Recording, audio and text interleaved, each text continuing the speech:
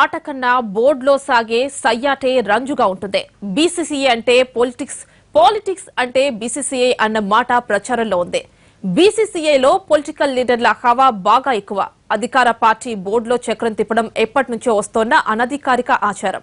అసలు బీసీసీఐ అంటేనే రాజకీయ నాయకుల ప్రమేయం కంపల్సరీ. అలాంటి సంస్థ నుంచి రాజకీయ నాయకులు ఆల్ అవుట్ కానున్నారా?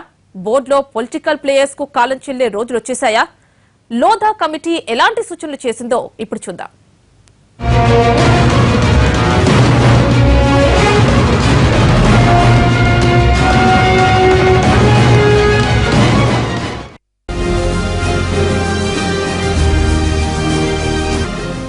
బీసీసీఐ ప్రక్షాళనే ధ్యేయంగా లోధా కమిటీ ఎప్పటి నుంచో కొన్ని సూచనలు చేస్తోంది.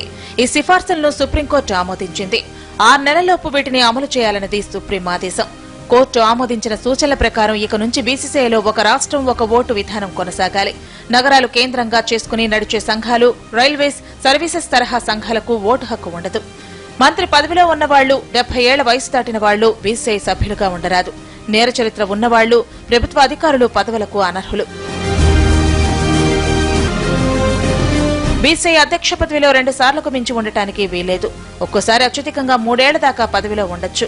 ఇతర బీసీసీఐ పదవుల్లో 3 సార్లు 3 ఏళ్ల చొప్పున ఎంపిక కావచ్చు. వరుసగా 2 సార్లు ఒకే పదవిలో కొనసాగడానికి వీల్లేదు. మధ్య ఒక్కసారైనా విరామం తీసుకోవాలి. బీసీసీఐకి సంబంధించి ఎన్నికల్లో అధ్యక్షుడికి ప్రస్తుతం 3 ఓట్లున్నాయి. అధ్యక్షుడు ప్రాతినిధ్యం వహిస్తున్న సంఘం తరఫున 1 ఓటు, బీసీసీఐ సమావేశానికి అధ్యక్షత వహిస్తున్నందుకు 1 ఓటు, ఫలితం టై అయినప్పుడు వేసే నిర్ణయాత్మక ఓటు, ఇలా 3 ఓట్లు.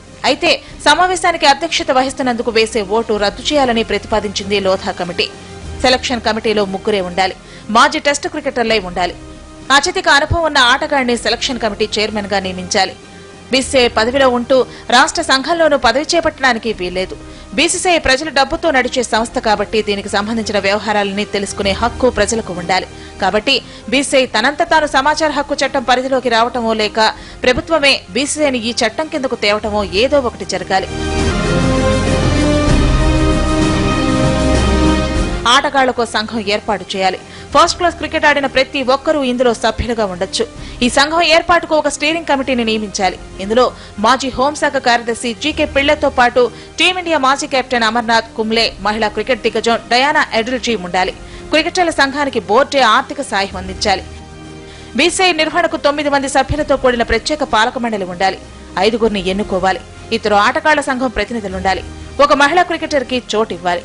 బీసీసీఐ రోజువారీ వ్యవహారాలు చూడటానికి ముఖ్య కార్యనిర్వహణాధికారి ఉండాలి. అతడికి 6 మేనేజర్లు సాయపడాలి. ఐపీఎల్ నిర్వహణకు కూడా 9 మంది సభ్యులతో పాలక మండలి ఉండాలి. జస్టిస్ లోధా కమిటీ ప్రతిపాదించిన సిఫార్సుల అమలుపై తాజాగా సుప్రీంకోర్టు తీర్పును తాము గౌరవిస్తున్నట్టు బీసీసీఐ సీనియర్ కోశాధికారి, ఐపీఎల్ చైర్మన్ రాజీవ్ శుక్లా అన్నారు. అయితే ఈ ప్రతిపాదనలు ఎలా అమలు చేయాలన్నది తమ ముందున్న సవాల్గా చెబుతున్నారు. త్వరలో కార్యాచరణ రూపొందిస్తామని ప్రకటించారు. బీసీసీఐ ప్రక్షాళనలో భాగంగా గత ఏడాది జనవరిలో జస్టిస్ లోధా కమిటీ ఏర్పడింది. ఎన్నో ప్రతిపాదనలు చేసింది. దీనిపై కొన్ని అభ్యంతరాలను వ్యక్తం చేసిన బీసీసీఐ సుప్రీంకోర్టును ఆశ్రయించింది. బీసీసీఐ పిటిషన్పై విచారణ చేపట్టిన సుప్రీం లోధా కమిటీ ప్రతిపాదనలకు దాదాపు ఆమోదం తెలిపింది. 6 నెలల్లో ఈ సిఫార్సులు అమల్లోకి రావాలని సూచించింది. అంతేకాదు, రాజకీయ నేతలు క్రికెట్ కు దూరంగా ఉండాలని తీర్పులో స్పష్టం చేయడం ఇప్పుడు చర్చనీయాంశంగా మారింది. ఇంతకీ ప్రస్తుతం ఇటు క్రికెట్ అటు పాలిటిక్స్ లో కీలకంగా ఉన్న వాళ్ళెవరు? వాళ్లకొచ్చిన ఇబ్బందులేంటి? Let's post the story. BCCI పదవి అంటే బంగారు బాతు దొరికేసినట్టే. అదొక జాక్పాట్ కిందే లెక్క. ఒక్క మాటలో చెప్పాలంటే కేంద్ర కేబినెట్ మినిస్టర్ హోదాతో సమానం. అందుకే ఈ పదవి కోసం జరిగే పైరవీలు రాజకీయ జోక్యాన్ని అనివార్యం చేస్తాయి. బీసీసీఐలో ఒక్కసారి అడుగు పెడితే తరతరాలకు సరిపోయే ఆస్తిపాస్తులు సంపాదించుకోవచ్చు. ఈ ఆలోచనతోనే అత్యున్నత స్థాయిలో లాబియింగ్ జరుగుతోంది. బీసీసీఐలో చక్రం తిప్పాలన్న ఆలోచన 1980లో మొదలైంది. అంతకుముందు ప్లేయర్ల మధ్య గొడవలు, టీంపై ఆధిపత్య పోరు ఉన్న క్రికెట్ జనంలోకి ఎప్పుడైతే వెళ్లిందో, యూత్ కి బాగా దగ్గరైందో అప్పటి నుంచి లోపల రాజకీయాలు పెరిగాయి. అవి బయట రాజకీయ నాయకులకు బాటలు పరిచాయి. బేసిక్ గా బీసీసీఐలో టూర్లను ఫిక్స్ చేయడం నుంచి మొదలు పెడితే టెలికాస్ట్ రైట్స్, ప్లేయర్లకు ఇచ్చే సౌకర్యాలు ఒకటేమిటి, ఒక సిరీస్ జరిగిందంటే దానికి సంబంధించిన అన్ని విషయాల్లోనూ బోర్డు సభ్యులకే కాంట్రాక్టులు వస్తాయి. బీసీసీఐకి సంబంధించిన ప్రతి పనిలోనూ కాంట్రాక్టులు దక్కించుకోవచ్చు, కోట్లు వెనకేసుకోవచ్చు. ఎన్నేళ్లు బోర్డులో ఉంటే అన్ని కోట్లు సంపాదించుకోవచ్చు. అందుకే బోర్డులో ఇంత రాజకీయం. బోర్డు అంటే రాజకీయ నాయకులకు అంత ఇష్టం.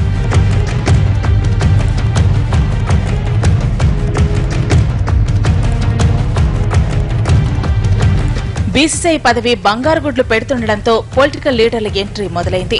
నేరుగా లేకుంటే తాము నమ్మిన పంటలను బోర్డులోకి చొప్పించడం ఎక్కువైంది. దీంతో జోన్ల వారీగా బీసీసీఐ చీలిపోయింది. ఇదే దారిలో పొలిటీషియన్ల గేమ్ ప్లాన్ కి రంగం సిద్ధమైంది. దీనికి ప్లేయర్ల సహాయ సహకారాలు కూడా అందడంతో బీసీసీఐ ఒక పవర్ సెంటర్ గా మారిపోయింది. మరీ ముఖ్యంగా గత 10 ఏళ్ల నాటి నుంచి బీసీసీఐ రాజకీయ నేతల ప్రాముఖ్యత పెరిగిపోయింది. అది కూడా 2006లో శరద్ పవార్ బీసీసీఐ ప్రెసిడెంట్ నుంచి పొలిటికల్ గేమ్ మొదలైందని చెప్పాలి. అత్యంత సంపన్న బీసీసీఐ ప్రెసిడెంట్ పదవికి ఎక్కడా లేని క్రేజ్ వచ్చేసింది. లోధా కమిటీ సిఫార్సులను బట్టి చెబితే శరద్ పవార్ కి ఇక బీసీసీఐలో నేరుగా చక్రం తిప్పే ఛాన్స్ లేనట్టే. ఎందుకంటే పవార్ కి ఇప్పటికే 76 ఏళ్లున్నాయి. రేపేదైనా గవర్నమెంట్ మారి పరిస్థితులు అనుకూలించి బోర్డు అధ్యక్షుడు అవుదామన్నా లోధా కమిటీ సూచనల ప్రకారం సాధ్యం కాదు. ప్రస్తుతం బీసీసీఐకి ప్రెసిడెంట్ గా ఉన్న అనురాగ్ ఠాకూర్ కూడా పొలిటీషియనే. హిమాచల్ ప్రదేశ్ లోని హమీర్పూర్ నుంచి ఎంపీగా ప్రాతినిధ్యం వహిస్తున్న ఠాకూర్ బీసీసీఐ ప్రెసిడెంట్ కావడం మంత్రి పదవితో సమానంగా భావిస్తున్నారు. ఇప్పుడున్న పరిస్థితులను బట్టి చెబితే ఏదైనా అదృష్టం కలిసి వచ్చి కేంద్ర మంత్రిత్వం వరిస్తే ఠాకూర్ బోర్డు పదవిని వదులుకోవాల్సి వస్తుంది. ఠాకూర్ ఎలాగూ యంగ్స్టర్ కాబట్టి 70 ఏళ్లు పైబడిన వాళ్లకు నో ఛాన్స్ అన్న రూలు ఇబ్బంది పెట్టే అవకాశం లేదు.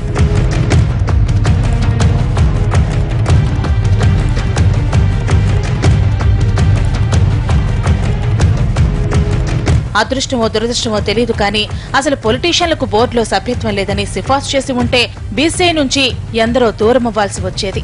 అరుణ్ జైట్లీ లాంటి లీడర్లకు గతంలో క్రికెట్ అసోసియేషన్లకు అధ్యక్షత వహించిన అనుభవం ఉంది. డీడీసీఏ ప్రెసిడెంట్ గా ఉన్నప్పుడు ఫిరోజ్ షా కోట్ల స్టేడియం విస్తరణ నిర్మాణం విషయంలో అవినీతి జరిగిందంటూ జైట్లీ మీద కేజ్రీవాల్ పెను దుమారమే రేపారు. ఇప్పుడు సడన్ గా ఈక్వేషన్లు కలిసొచ్చి జైట్లీ బీసీసీఐకి ప్రెసిడెంట్ అయ్యే ఛాన్స్ వచ్చినా ఏమాత్రం పదవి చేపట్టడానికి వీల్లేదు. కారణం ఆయన కేంద్ర ఆర్థిక మంత్రి పదవిలో ఉన్నారు కాబట్టి. 64 ఏళ్ల జైట్లీకి వయసు అడ్డు రాకున్నా పదవి మాత్రం బోర్డు పదవికి అడ్డుకట్ట వేస్తోంది. బీసీసీఐలో మరో కీలక పదవిలో ఉన్న రాజీవ్ శుక్లా కూడా పొలిటీషియనే.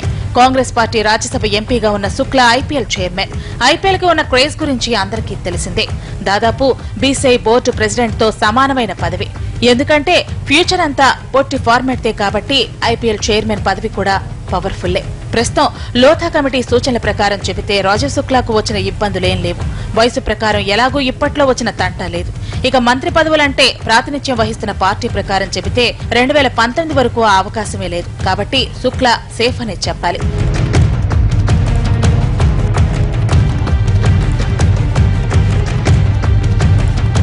మన తెలుగు రాష్ట్రాల విషయానికి వస్తే ప్రస్తుతం ఇటు బీసీసీఐలో అటు రాజకీయాల్లో క్రియాశీలకంగా ఉన్న వ్యక్తి గోకరాజు గంగరాజు.